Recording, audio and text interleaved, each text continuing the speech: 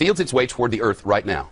It'll come by first in 2029, and we'll see it up there. It'll be closer than our satellites, a thing the size of the Rose Bowl hurtling through the air. And then it comes again in 2036, and that's when it may get interesting. The debate over just how close it'll get is sparking some serious debate between Russian scientists and American scientists. Here's a satellite picture of the thing. This is from, well, with this and, this tells you nothing. But see it there? I don't know, that circly thing in the middle, maybe? This was from 2004. It doesn't look very intimidating here. Both sides seem to agree that in 3 decades, the asteroid will fly very close to Earth. But Russian scientists warn that our planet's gravity could change the asteroid's path and set it on a collision course. NASA scientists say there is a minuscule, little bitty chance of that happening. 1 in 250,000. Better than winning the lotto, and somebody will. Well, joining us now, Michio Kaku. He's a theoretical physics professor at City University of New York, CUNY. He's also the author of Physics of the Future, and a new book coming out in about a month, and we'll tell you about that in about a month. So, good to see you.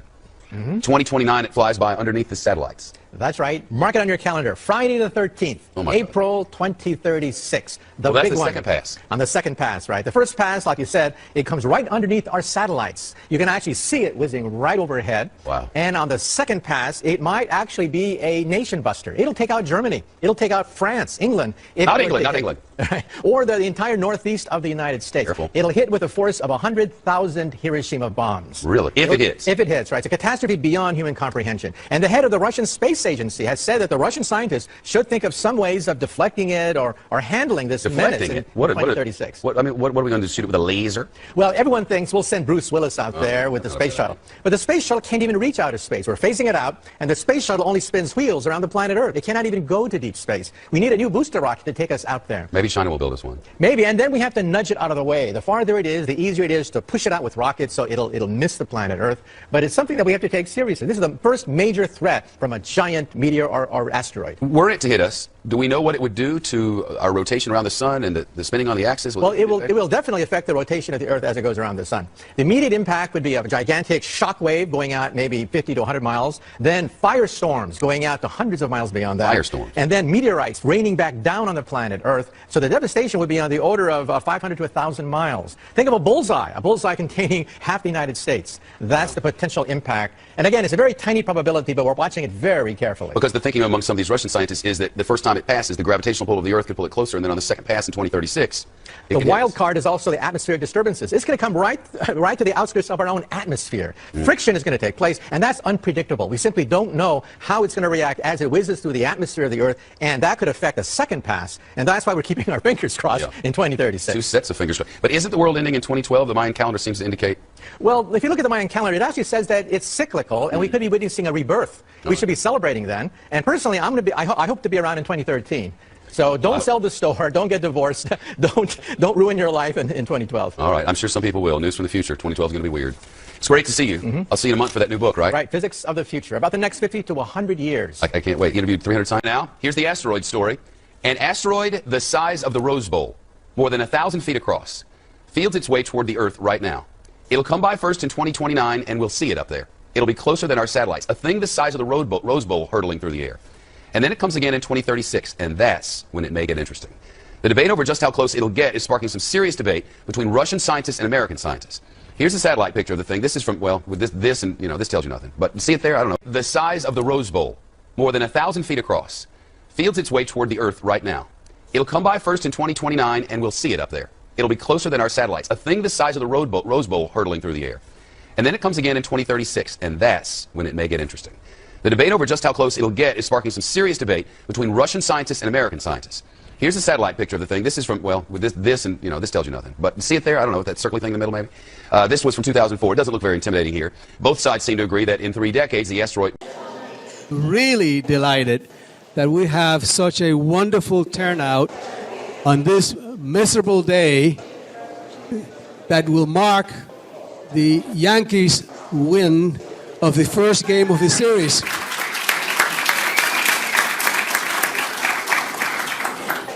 For those of you who are new to the event, let me tell you a little bit about the presidential lecture series. We started this series in the year 2001, and the purpose of the lecture series is to showcase the tremendous talent of the faculty of the City University of New York. And the formula is very simple. In the fall semester, we invite one of the distinguished professors of the City University of New York or some national figure that has something to do with the City University of New York. And in the spring, we invite one of our own to be the presidential lecture speaker. We have a committee of faculty which is composed of Dr. Sheena Gillespie, Dr. Peter Gray, Dr. Kenneth Pearl, and Dr. Sassam Karimi. And if they're here, please stand up so we can recognize you. Those of you who are here. I know Sassam is here.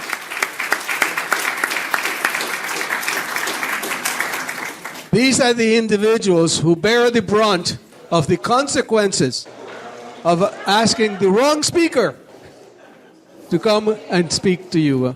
But they haven't missed yet.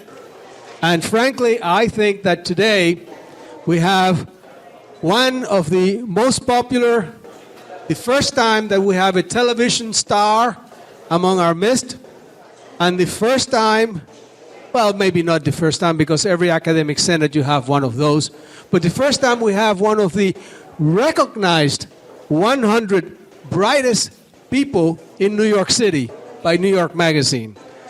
This is Professor Kaku, who is distinguished professor at City College, and he is a theoretical physicist and the Henry Samat Professor at the City College of New York and the Graduate Center of the City University of New York.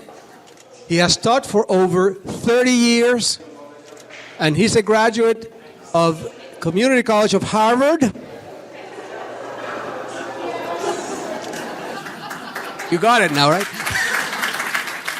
And now he's at the Harvard of Community Colleges, Queensboro, and he's earned his doctorate, obviously in physics, from the University of California at Berkeley. He's one of the founders of the string field theory. Now, you know about string theory. Maybe some of you may know some about it, but I know that all of you know about Star Trek, and all of you know about Beam Me Up, Scotty, and all of you know about energy fields. So you all know a little bit about string theory. I really personally believe that Dr. Kaku is a contender and eventually will be a winner of the Nobel Prize in Physics because of his work. And I hope that that happens.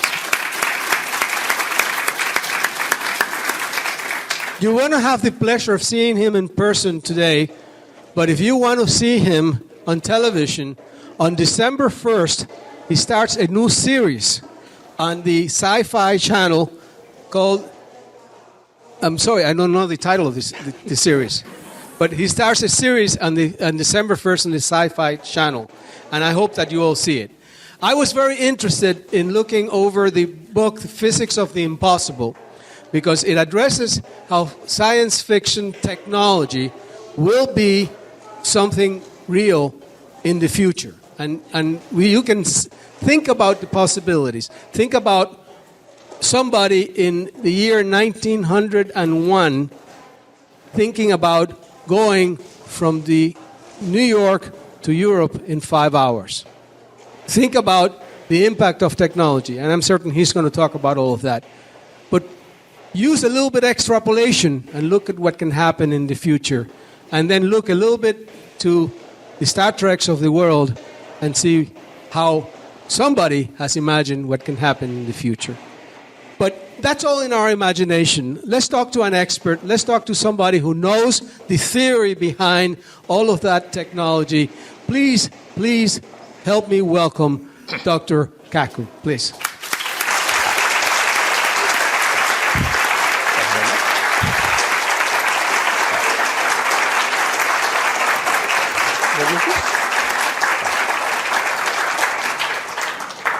Thank you very much. After such a great introduction, I can't wait to hear the speaker myself. Let me also say I have an admission to make. I have to confess that, New York Magazine voted me as one of the most 100 smartest people in New York. However, in all fairness, I have to say that Madonna also made that same list. So, how accurate could that list be? Now, today I'm going to talk about the future, 20, 30, 40 years into the future. I've had the privilege to interview 300 of the world's top scientists. Now, I'm a physicist. We're the ones who invented the laser. We invented the transistor. We created the electronic computer. We created television, radio, microwaves, MRI. We created the internet. We wrote the World Wide Web. And whenever we create something, we predict how our creation is going to proliferate through society. When we helped to invent the internet, one physicist made a prediction.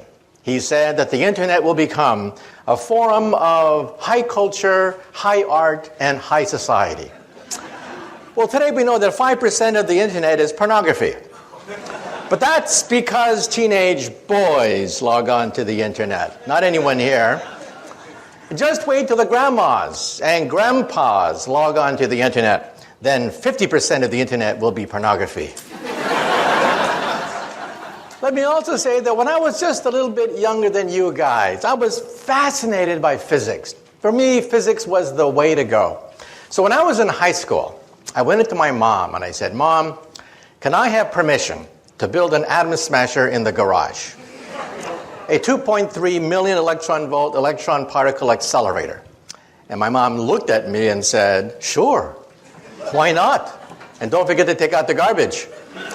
So I took out the garbage and I went to Westinghouse and I got 400 pounds of transformer steel, 22 miles of copper wire, and I built a 2.3 million electron volt electron accelerator in my garage. The magnetic field was 10,000 Gauss.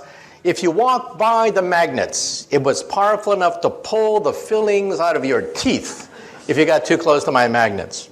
Finally, it was ready. I plugged it into the wall socket. It consumed 6 kilowatts of raw electrical power.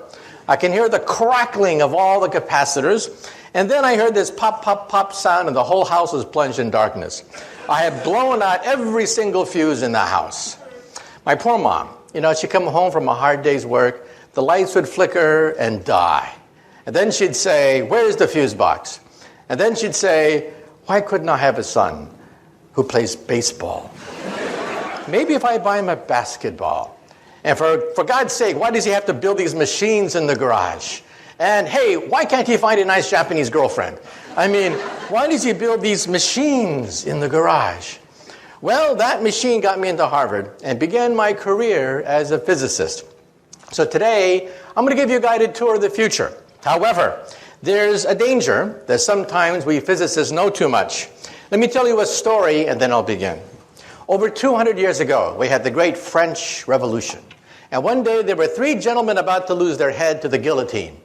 There was a priest, a lawyer, and a theoretical physicist, just like me, about to have our heads cut off.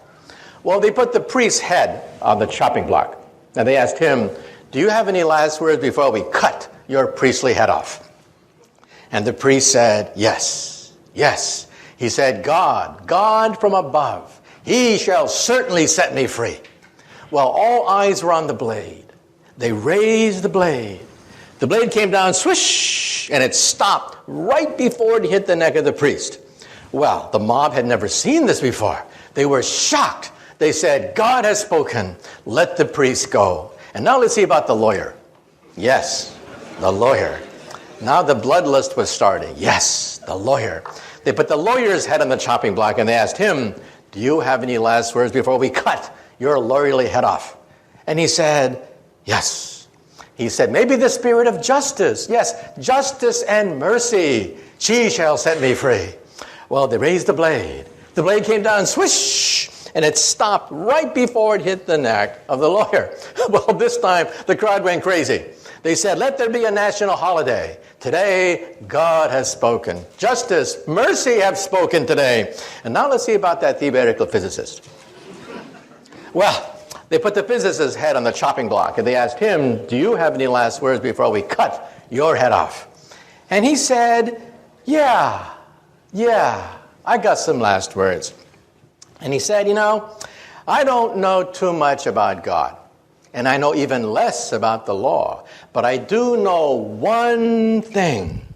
If you look up, you'll see that the rope is stuck on the pulley.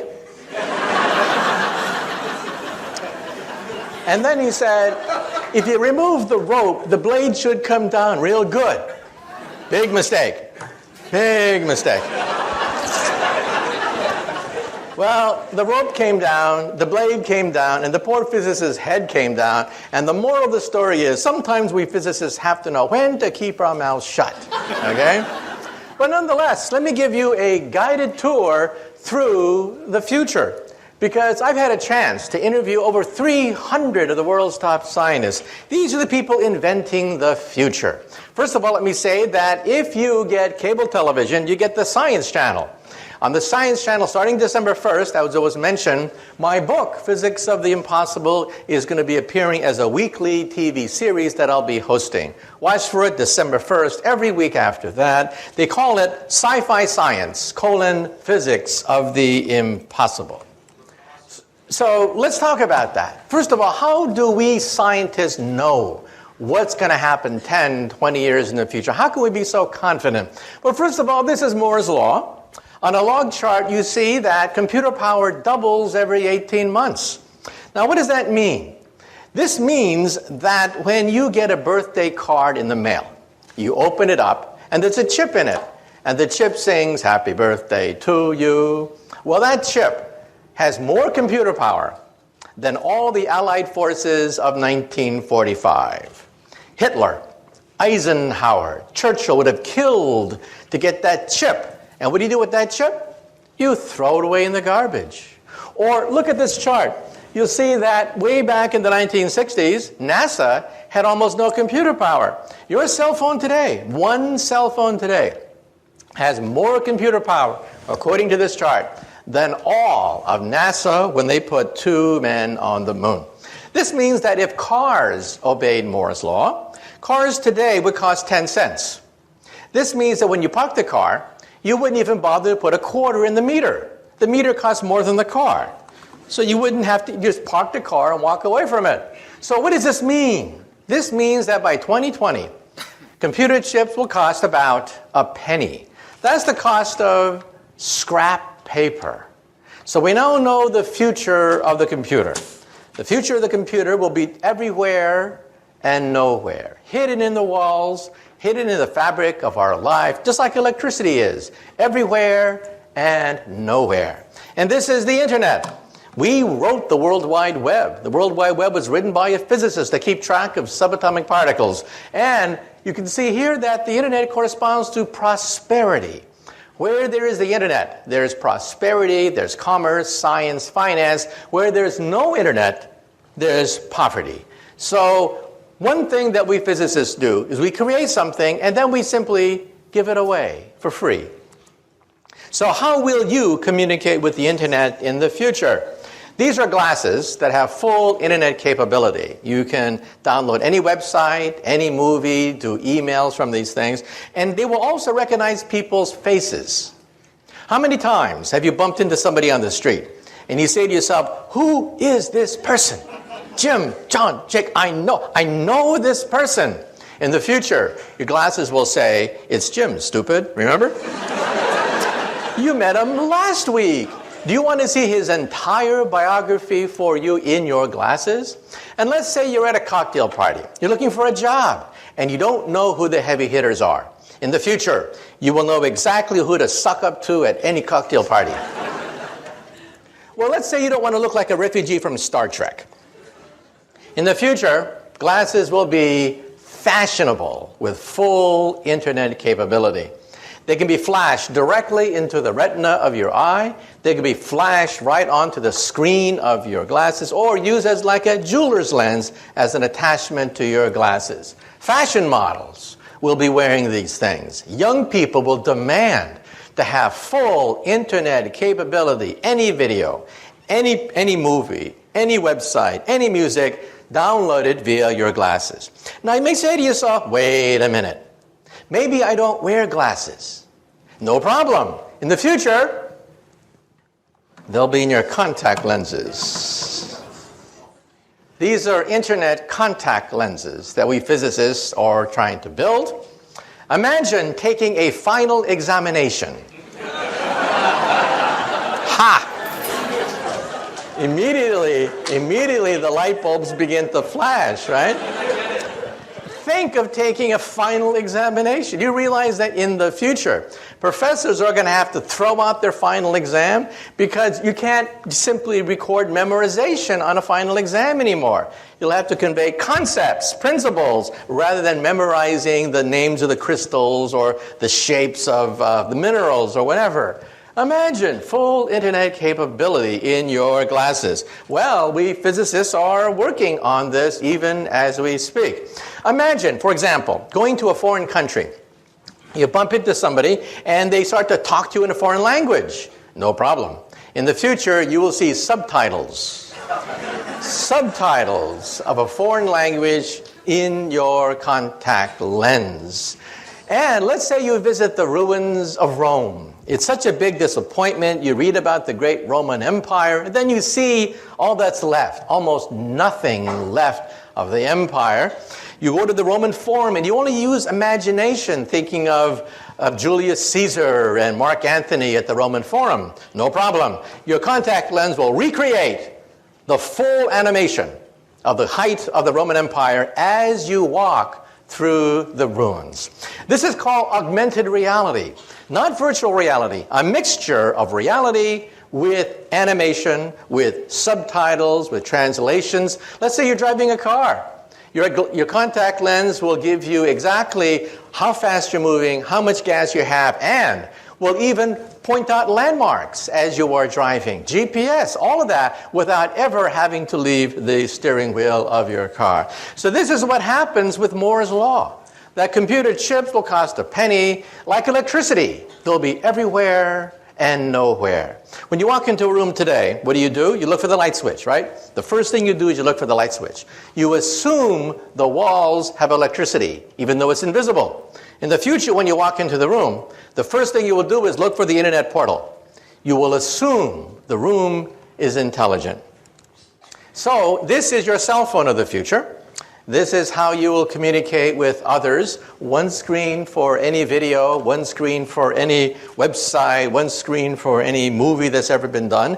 You'll access the entire database of the planet Earth almost for free.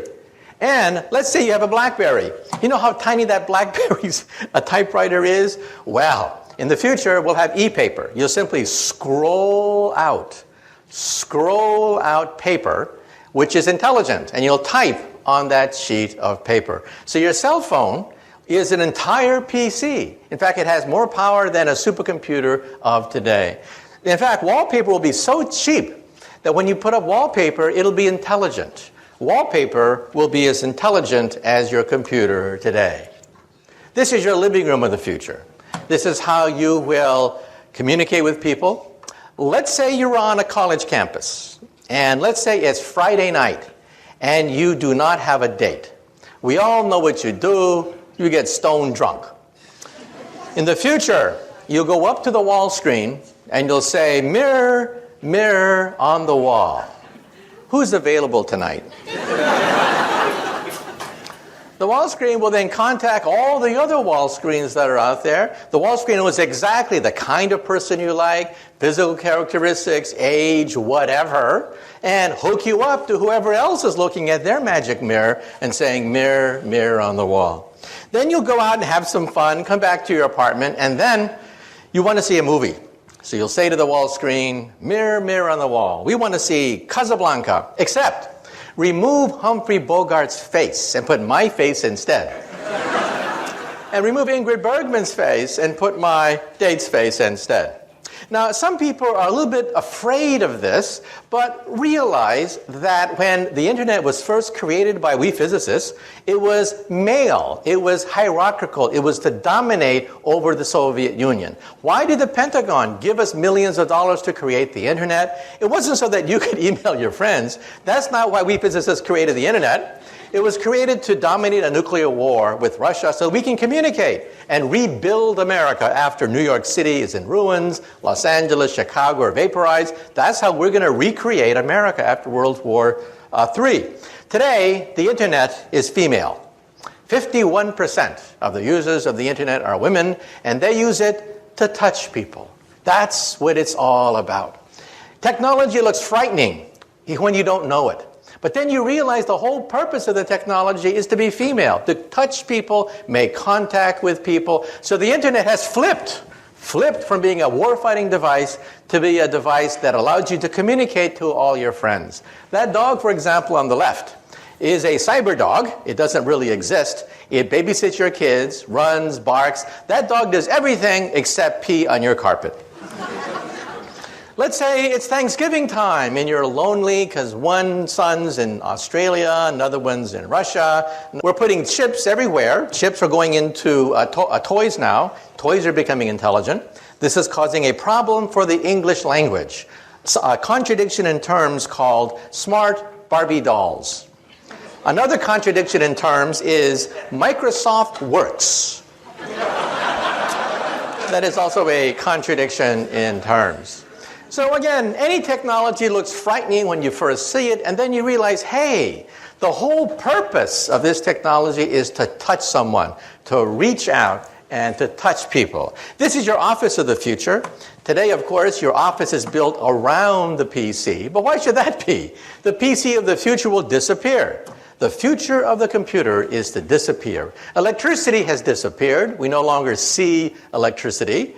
Intelligence will also disappear into the fabric of our lives. These are scrap computers. This is your office of the future. You'll scribble on a sheet that has full word processing capability, paint capability, and then you'll throw it away.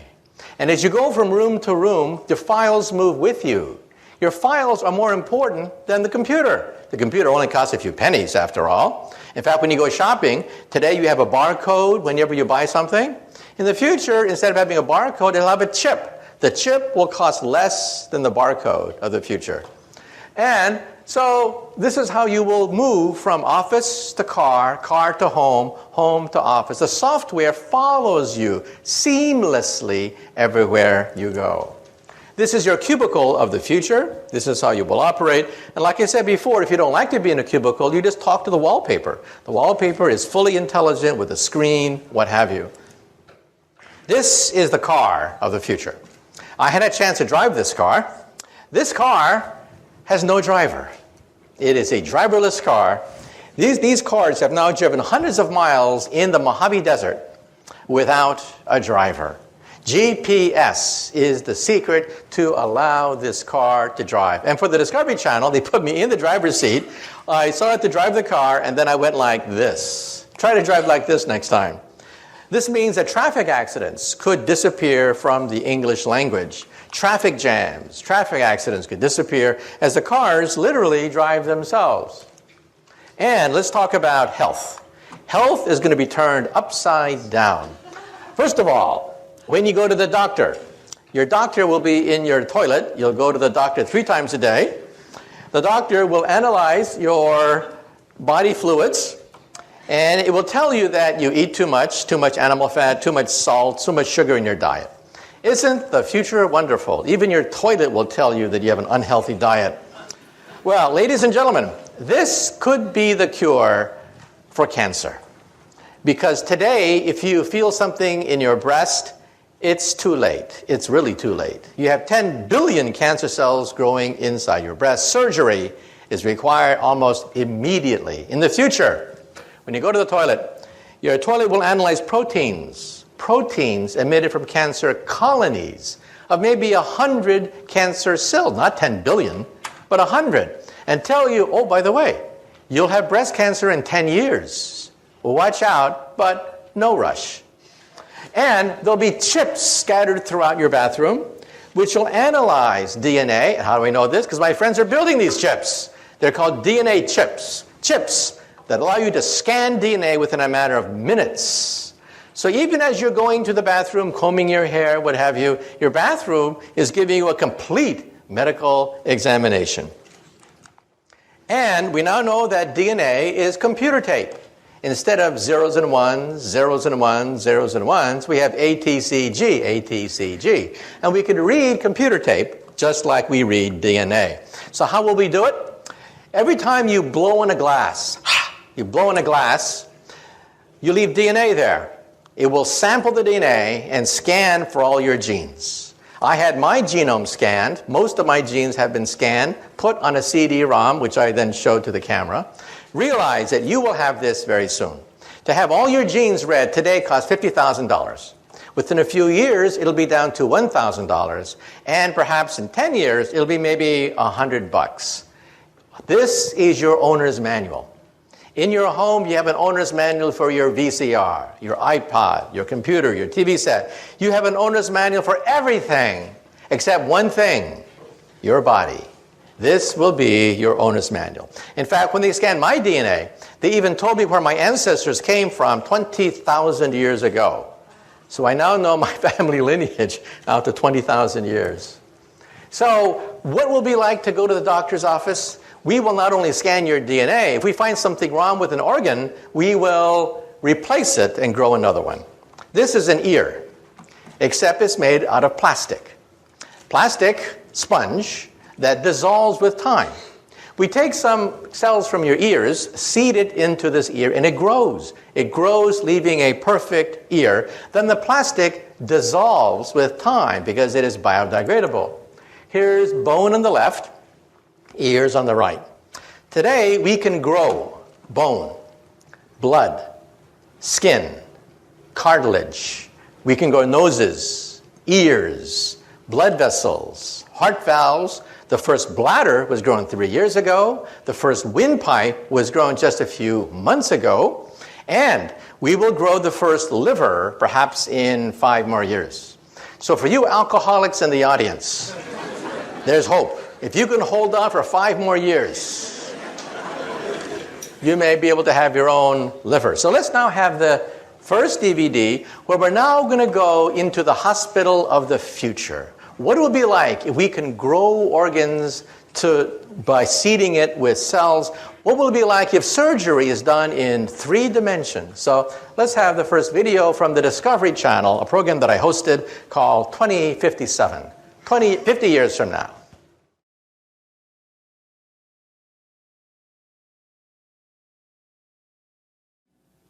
So, as computer power doubles every 18 months, it means that every aspect of our life, finance, commerce, health, is going to be turned upside down as we begin to realize that computer power can enrich our lives. This is the world's first bladder, a human bladder that was grown from a young girl's own cells and implanted into that young woman. That was 3 years ago, a development at Wake Forest University where we taped changed history. And within 5 years, we hope to have the first pancreas, the first liver, perhaps even the first kidney. These are the frontier organs that are now being looked at to be grown in the laboratory. The first windpipe was grown just 3 months ago, and in mice, we actually grew an entire heart. An entire mouse heart was grown just last year. And how is it possible? Because computer power means that we can sequence genes, we can put doctors in touch with each other. It has accelerated medical advances. And now, let me say a few things about artificial intelligence. Well, one day, will we have robots, the robots that we see in science fiction? Well, this is Asimo. Asimo is the world's most advanced robot. Asimo can run, Asimo can walk, climb up stairs, Asimo can dance. In fact, Asimo can dance better than me. I had a chance to meet Asimo, and the question is, how smart is our most advanced robot? And can these robots even have emotions so that we can bond with them? Let's have now the second video, where we will now go to Tokyo. We're now going to go to Tokyo and meet the world's most advanced robot. And the question is, well, one day, will they become smarter than us? Well, one day they put us in zoos and throw peanuts at us and make us dance behind bars? Well, let's conceive robots.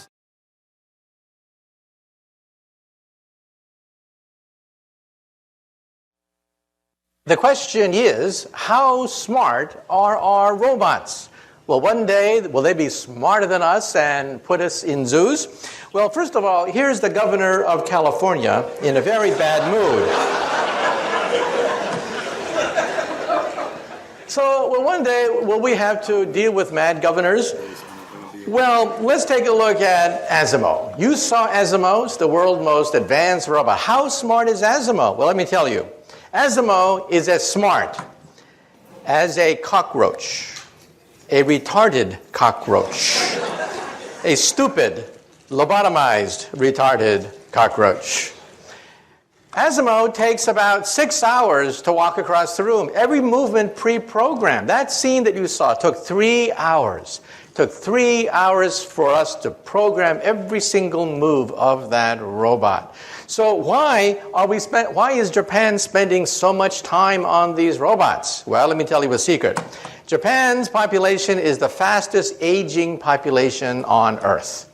They have very few young people. They have a lot of old people. These are future robot nurses. That's why Japan is spending so much money building robots. That's the future of nursing, not the future of human intelligence. However, in the coming decades, as robots get smarter, perhaps they'll be as smart as a mouse, eventually as smart as a dog or a cat.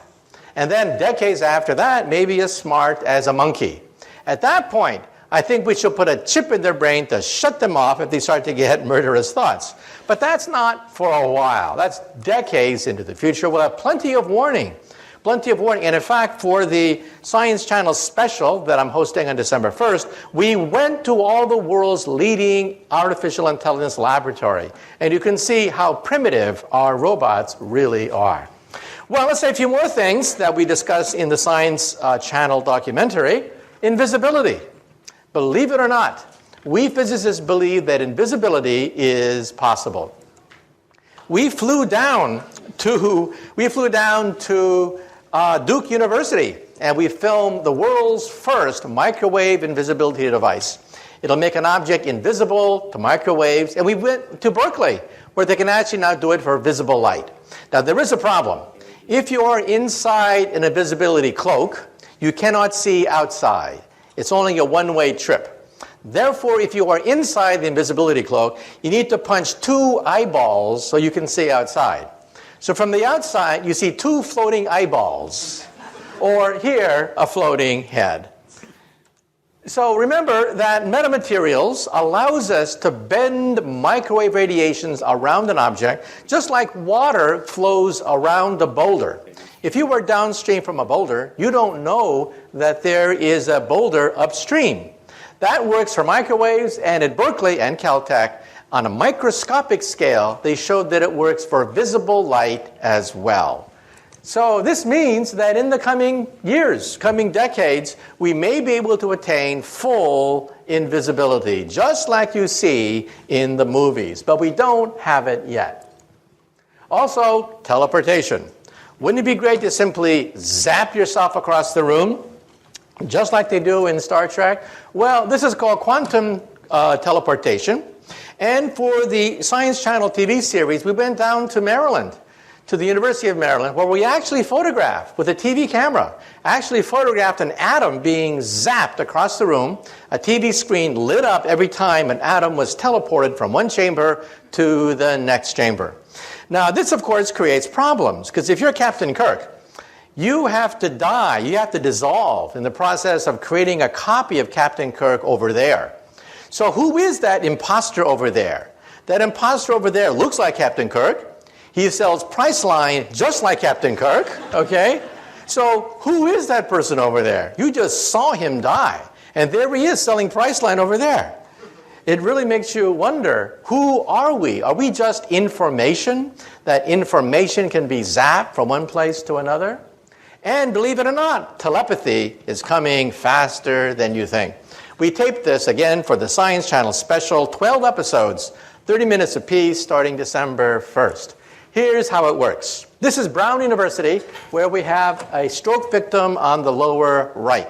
He is paralyzed. He cannot move. He cannot communicate with his loved ones. He is a quadriplegic, a stroke victim.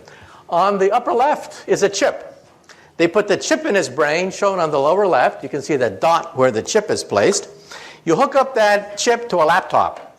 That person, who is now totally paralyzed, can now read emails, surf the web, answer emails, do crossword puzzles, do everything you can do on a computer, except this person happens to be paralyzed. This means that in the future, you may want to simply communicate with the web by thinking about it. We can also use this technology, by the way. This is how it works, by the way. He's allowed to see the laptop. You see the connection on the right, an electrode that connects to a laptop computer, the world's first direct link between the human mind and a computer. And also in Japan, they have very tediously mapped images of the brain onto an MRI scan and had a computer recognize them. We can actually see the outlines now, the decoded outlines of an object that you are looking at with your eyeballs. This means that when you are asleep and are dreaming, we may be able to photograph some of the dreams that you have. This has already been done at Kyoto University, not with dreams, but with the person looking at an object. A computer decodes the images on an MRI scan. We can now recognize, the first thing that was done was a horseshoe. You can actually see the horseshoe, the person's horseshoe that he's looking at via an MRI scan. But in the article, it says that the next target is dreams. Maybe one day we'll be able to record your dreams. This is how it looks like. You have to put this thing on top of your head, but in the future, it may be invisible. It may be painless and invisible, and you'll be able to surf the web all by yourself. Also, we should also point out that we can actually use this for a lie detector test. When you tell a lie, your brain scan lights up like a Christmas tree. That's because first, you have to know the truth. Second, you have to create the lie. Third, you have to create the cover-up of the lie. And fourth, you have to analyze the consistency of the cover-up with all the other lies you've been telling all these years. That's a lot of brain power. And you can actually see that on an MRI scan.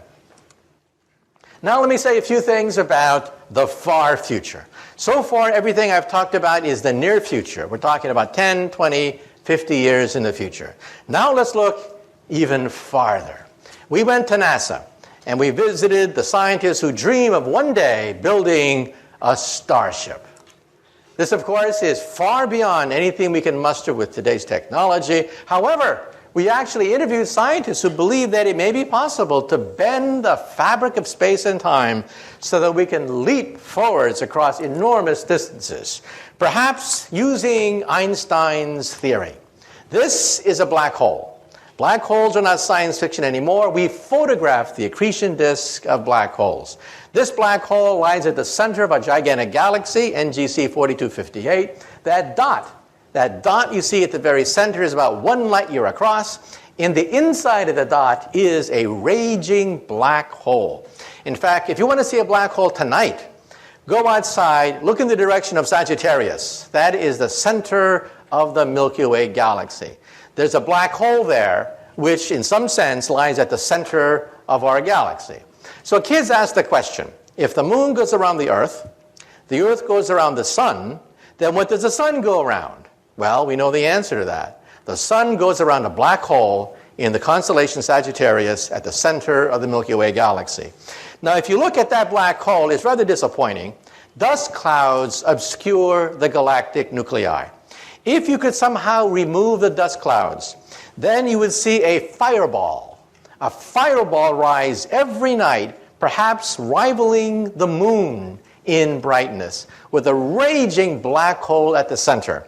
Unfortunately, dust clouds prevent us from seeing this huge fireball that by rights should be illuminating the night sky. And if you have wormholes, perhaps one day you may be able to even bend the fabric of time itself. This, of course, takes us into science fiction, but actually we do have a theory of time travel. Now, some of you may say to yourself, well, I've seen these time travel movies. I know what happens if you go backwards in time and meet your teenage mother before you're born, and your teenage mother falls in love with you. Well, you're in deep doo-doo if your teenage mother just fell in love with you before you are born. Now, if you think you're so smart, let me give you the mother of all time travel stories and see whether you can figure this out. Let's see whether you're smart enough to figure this one out. The year is 1945. A stranger comes in from the darkness carrying a baby girl that he leaves at an orphanage. Well, the nuns find this baby girl. They don't know where the baby girl came from. So the nuns call her Jane. And Jane grows up as an orphan, wondering, who is my mother? Who is my father? Well, when Jane is 17 years old, she's a beautiful young woman, and then she has her first boyfriend. A drifter comes drifting into her life, but it was not meant to be. They quarrel. She argues with her boyfriend, and it's a very sad story. First, she finds out that she's pregnant. Her boyfriend has left her. She's abandoned and pregnant. She's rushed to the hospital 9 months later. She delivers a beautiful baby girl, but somebody that night breaks open the window of the hospital, kidnaps Jane's baby girl, and leaves in the darkness. Well, it's even worse than this. Jane is bleeding very rapidly. She's going to die. The doctors have to perform an emergency experimental operation. They have to change Jane into Jim. Well, Jim wakes up the next day with this huge headache, and he's told the bad news. First, the boyfriend left her pregnant, somebody stole her baby, and now she's not even Jane anymore. She's Jim. Well, Jim grows up and becomes a barroom drunk. Every time someone says, who are you, Jim? Where did you come from? Who was your mother, your father? Well, finally, Jim one day is once again stone drunk at the bottom of a bar after a bar fight. But the bartender comes up to him and says, Jim, wake up. You see, I'm not really a bartender. I'm a time traveler. Come into my machine and let us find out who is this Jim/Jane. So they go back, way back into the past.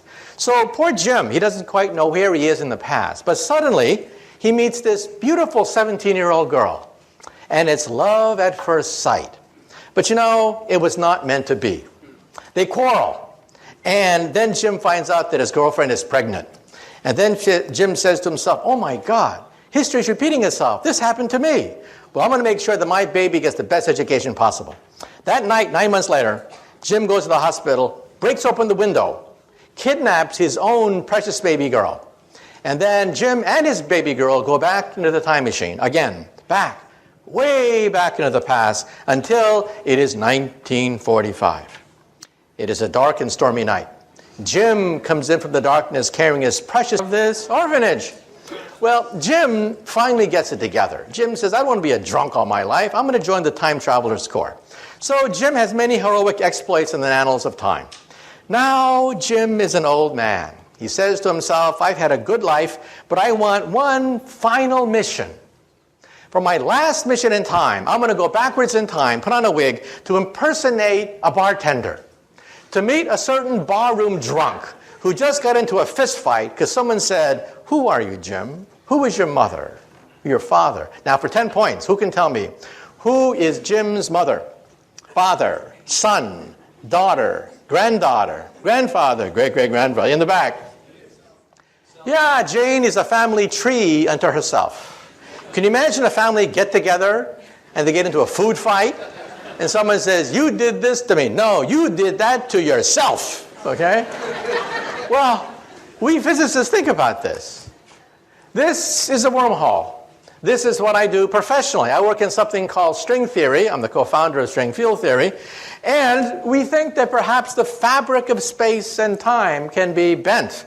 In which case, perhaps you just may be able to go backwards in time. However, the energy necessary for this is the energy of a black hole. So this is not for us anytime soon.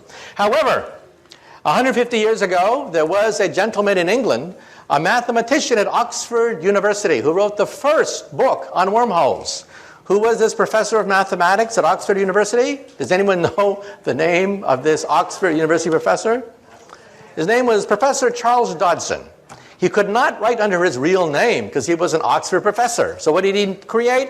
A pseudonym, Lewis Carroll. This is the world's first representation of a wormhole in the English language, written by a distinguished professor of mathematics at Oxford University who wrote under a pen name, Lewis Carroll. In fact, Queen Victoria was so enchanted by Alice in Wonderland that she wrote Professor Dodson a letter. Queen Victoria said, please, please, please, give me your next book, which he did. It was a treatise on higher mathematics that he sent to Queen Victoria, okay? So now let's say a few things. Some people say that, well, if this is for the future, let's talk about the future, far future. When we physicists look in outer space, we don't look for little green men. When we look in outer space, we look for type 1, type 2, and type 3 civilizations. A type 1 civilization has the power of an entire planet. They are a planetary civilization. They harness the weather. They can play with thunderstorms. They play with hurricanes and volcanoes. That's type 1. Type 2 is stellar. They consume the power of a star, like the Federation of Planets on Star Trek. Star Trek would be a very typical type 2 civilization. Type 3 controls the power of an entire galaxy, like the Empire of Empire Strikes Back. Once they had William Shatner on StarTrek.com, and he was answering all the questions of the Trekkies. The Trekkies would ask William Shatner questions like, what is the fourth dimension? What is antimatter? What is a black hole? And William Shatner was getting more and more frustrated. The people at StarTrek.com said, finally he got so frustrated, he pounded on the desk and he said, damn it, I'm an actor. I know nothing about Star Trek. About the fourth dimension, antimatter. Get a physicist. Ask me about Priceline. Anything.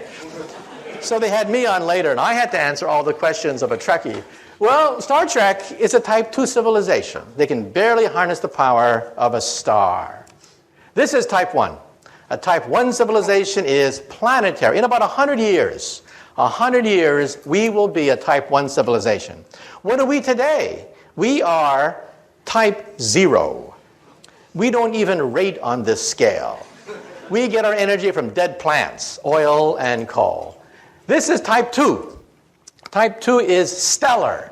They control the power of a star. They are immortal. Nothing known to science can destroy a type 2 civilization. Even if their mother's star goes supernova, they can simply leave or just move the planet. And this is type 3, where they can actually play with black holes. I once gave this talk in London at the planetarium there, and a little boy comes up to me, about, age 10, real pest. He comes up to me and he yanks on my pants and he says, Professor, you're wrong. There's type 4. And then I looked down on this little 10-year-old boy and I said to him, shut up, kid. Why don't you go play in traffic? There's a nice intersection over there. And he wouldn't go away. He just kept yanking on my pants and he said, Professor, you're wrong. There's type 4. And I said, look, kid, there are planets, stars, and galaxies. That's it. So any advanced civilization would have to be planetary, stellar, or galactic. And he insisted, you're wrong. There's the power of the continuum. Now, any Star Trek fans out there? What civilization harnesses the power of the continuum? The Q. Very good. Now, if you did not understand what just transpired, get with the program. Get with the program, okay? It's on every Tuesday night. Get with the program, for God's sake, okay? So one day, will we be able to harness this fantastic power, the power of the 11th dimension? This is my domain. This is what I work on. I work on string theory. We're going to begin to test the string theory starting next month. Watch for it. End of November, beginning December, they're going to crank up the biggest machine of science ever created, the Large Hadron Collider. And we're going to be able to test the periphery of this theory starting next month outside Geneva, Switzerland. It'll take years, of course, to analyze the data. However, let me also say that when we look at the Earth from outer space, we see that the Earth sits in this gigantic bubble. You see, our Earth also radiates. We radiate radio and television for 50 years. Surrounding the Earth, there is a sphere, 50 light years in radius, expanding at the speed of television, containing our finest cultural archives, the noblest achievements of the human creative spirit, like I Love Lucy, Leave It to Beaver, and now joined by the immortal classics, Beavis and Butthead, Part 2, and Dumb and Dumber, Part 2. And any star within 50 light years of the Earth will pick up our cultural emissions, and they'll be convinced there is no intelligent life on the Earth. So anyway, let me now wind up. A few years ago, I spoke at the Einstein Centennial, a great honor, but my favorite Einstein joke is as follows. When Einstein was an old man, he was tired of giving the same talk over and over again. So one day his chauffeur came up to him and he said, "Professor, I'm a chauffeur, but I'm actually a part-time actor. I've memorized your talk. I've heard it so often. I've memorized it. So why don't we switch places? I will put on a mustache and a wig, and I'll be the great Einstein, and you can be my chauffeur and take a break." Well, Einstein loved the joke, so they switched places. So the chauffeur gave these talks all over the world, these fantastic talks with all the theatrical flourishes. Well, one day, a mathematician in the back asked a very difficult question. And then Einstein thought, oh, the game is up. But then the chauffeur said, "That question is so elementary that even my chauffeur here can answer it for you."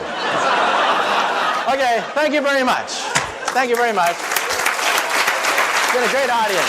Thank you. Thank you. Oh, yeah, thank you, question. Yeah. A few questions.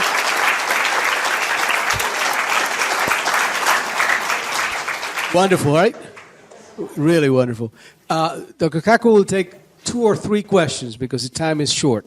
So, you have a question?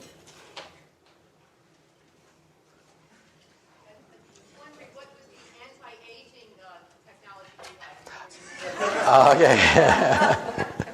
Let me say 2 things. I have a whole chapter in my book, Visions, about the aging process.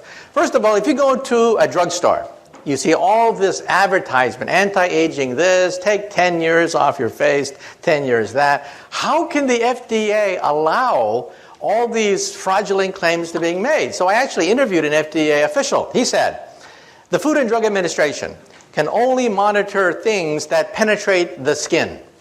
Medicines that penetrate the skin. Anything that does not penetrate the skin, they cannot monitor.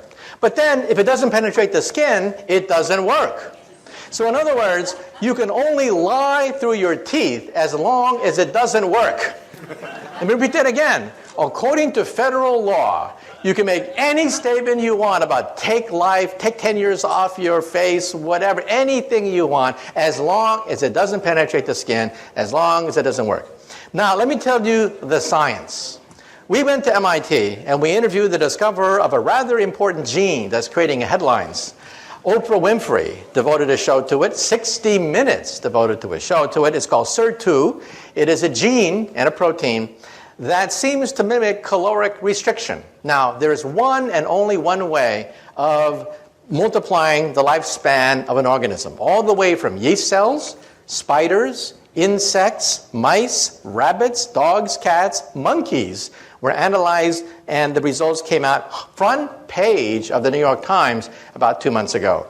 If you starve yourself and consume 30% less calories, you live 30% longer. Now, how many of us want to starve ourselves? But the genetic mechanism of that is gradually being worked out. It turns out that the human body or any organism has 2 choices. One is if you undergo famine, you have to hunker down, eat less, lower metabolism, and just ride out the famine. The other one is consume all you want and have children. So a body has 2 choices. Animals mostly suffer famine. Famine is a normal state of most animals. So animals do this all the time. They hunker down, eat less, reduce metabolism, and ride out the period of famine until they can gorge themselves and have children. Well, you found the gene, SIR2, which actually mimics that behavior without having to starve yourself. Now, is it the fountain of youth? I interviewed the guy who discovered it, and he said, no. Don't believe the hype. However, he said, once we do find the fountain of youth, it may be part of it. So the point I'm raising is we're now working out the genetics of the aging process. Did you know, for example, that some animals don't die? Crocodiles, alligators, flounders, they just keep getting larger. They don't die at all. They're just as vigorous at 70 as they are at 5. So how come your textbook says that the crocodiles die at age 70? That's because the zookeeper died at age 70, okay? Crocodiles just keep on going. They have no known finite lifespan. They simply get bigger. So in the animal kingdom, it's not necessary to die or age. They just keep getting bigger. That's why you don't see gigantic crocodiles, is because they die of starvation, accidents, or disease. But they have no finite lifespan. So it's not necessary to die. They're just as vigorous with no aging. So the short thing of it is, A, it's still a long ways to go. However, B, we scientists are now seriously looking at the possibility of retarding the aging process. We do not, I repeat, not have the fountain of youth. However, as one scientist said, I regret the fact that my generation may be the last generation to die. Well, I think that's an exaggeration. I think people will be dying for quite a while into the future.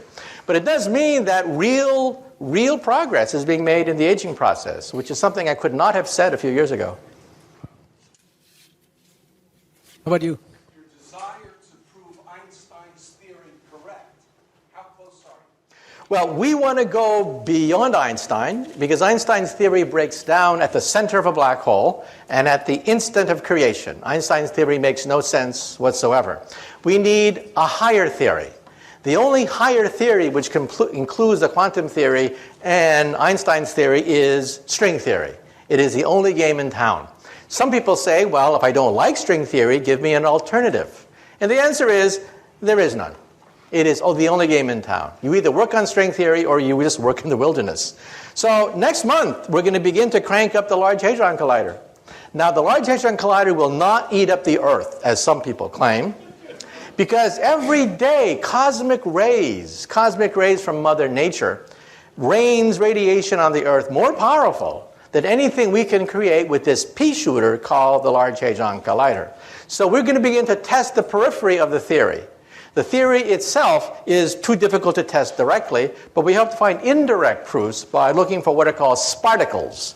Sparticles are superparticles, a new class of particles that we hope to create with the Large Hadron Collider. And again, it'll take a few years to analyze the data, but the machine will be cranked up next month. By the way, I just spoke in Texas last month, and the people in Texas know that they had the Super Collider to be built outside Dallas, Texas. The Super Collider was to be 3 times bigger than the Switzerland machine. So how come it's not based in the United States? How come we have this brain drain to Switzerland? Well, it's because in 1993, there were cost overruns on the Super Collider, and in the last day of hearings, a congressman asked a physicist in the last day of hearings, quote, "Will we find God with your machine?" On the last day of hearings. Everything hinged on this one answer. So the poor professor of physics said, "We will find the Higgs boson."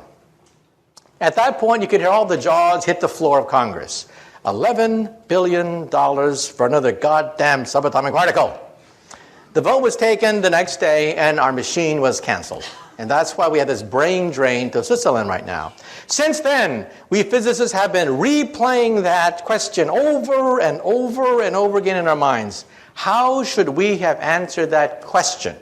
Well, I would have said this. I would have said God, by whatever signs or symbols you ascribe to the deity. This machine will take us as humanly possible to his or her greatest creation, Genesis. This is a Genesis machine. It'll recreate on a tiny scale the most momentous event in the history of our universe, its birth. Instead, we said Higgs boson, and our machine was canceled. I should hope that the next time we get asked that question, we think about the answer a little bit more. Okay, one last question. Last question. About right there.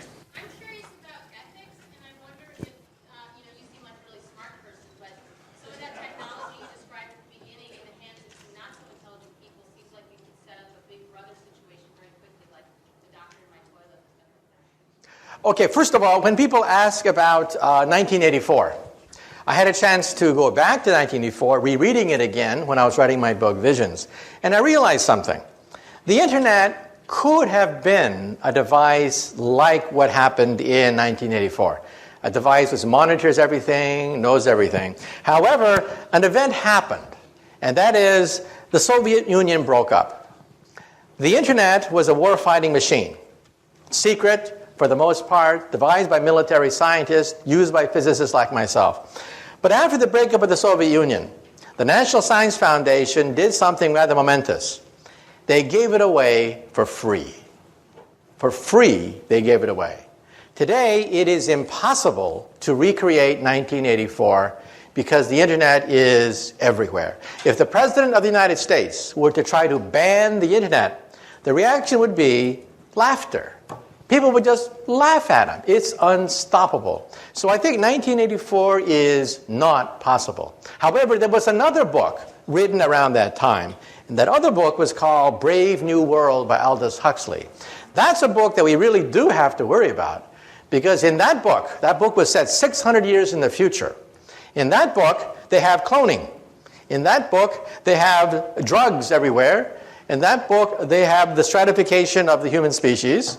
In that book, well, we have about 80% of that book today. Forget 600 years in the future.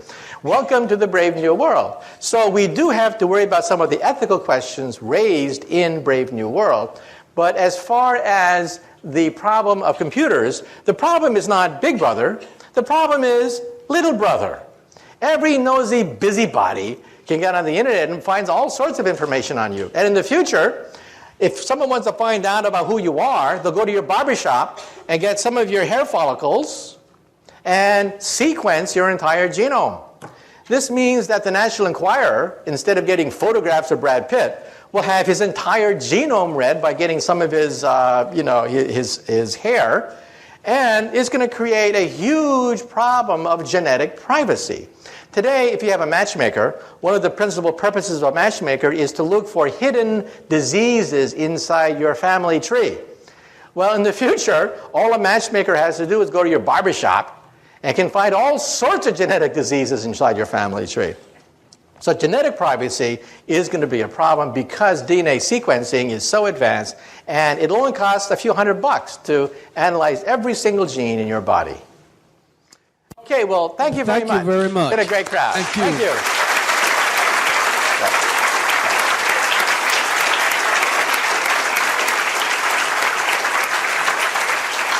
There are some refreshments outside, and I'm certain that if we do not overcrowd him, we might be able to have some contact or some personal discussions with Dr. Kaku. Thank you again for coming. Okay.